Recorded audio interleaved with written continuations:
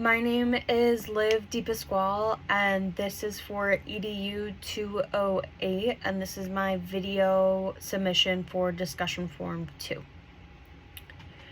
Our repeated theme of this week was the system of language and its important role in English language development, EDL, for our English language learning students.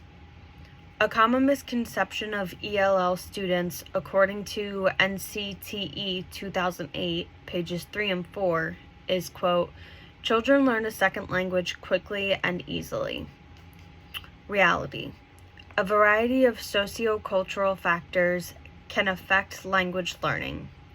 ELL students might face additional challenges such as acclimating to a new culture and status that interfere with learning English. Given this, instructors should use culturally relevant materials to build on students' linguistic and cultural resources while teaching language through content and themes. Students should be encouraged to use native language strategically and will be motivated by student-centered activities. Because English language learning is a recursive process, educators should integrate listening, speaking, reading, and writing skills into instruction from the start, end quote. There are many strategies to support ELLs in their language acquisition journeys, and one of the best foundational ways to do so is through an RTI or an RTII, otherwise known as response to intervention. This supports the idea that for ELLs, acquiring English as a second language is no easy feat, and it is our job as educators to support and guide them however we can. In the English Language Learners Within a Response to Instruction and Intervention model video by Lehigh University, at the 1-minute mark, the speaker says, quote, within the RTII framework, there are special considerations that must be taken into account when working with diverse populations. In a culturally responsive RTII program, teachers value the culture and the experience that children bring to school. They use these experiences to plan for lessons and to connect with the children they have in their classroom. It is important to look at the experiences of these children as part of the curriculum, end quote.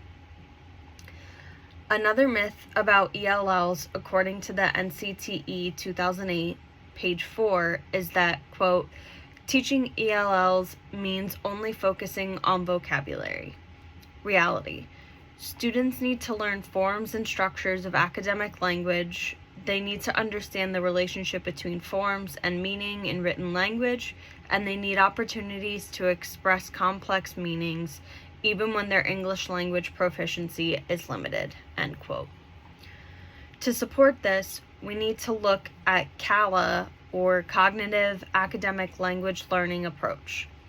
The language students use within an academic setting is inherently going to be more formal and challenging for ELLs, as the standard of verbal and nonverbal language is going to be stricter overall as a result of the grammatical standards of the written and spoken English language. That is why it is important as teachers of ELLs to prioritize, quote, one main reason, it is not typically taught. In the world of ESL, this would probably be called English for Specific Purposes, ESP, or EAC, English for Academic Purposes. And so it is a specialized form of language that isn't typically taught, end quote.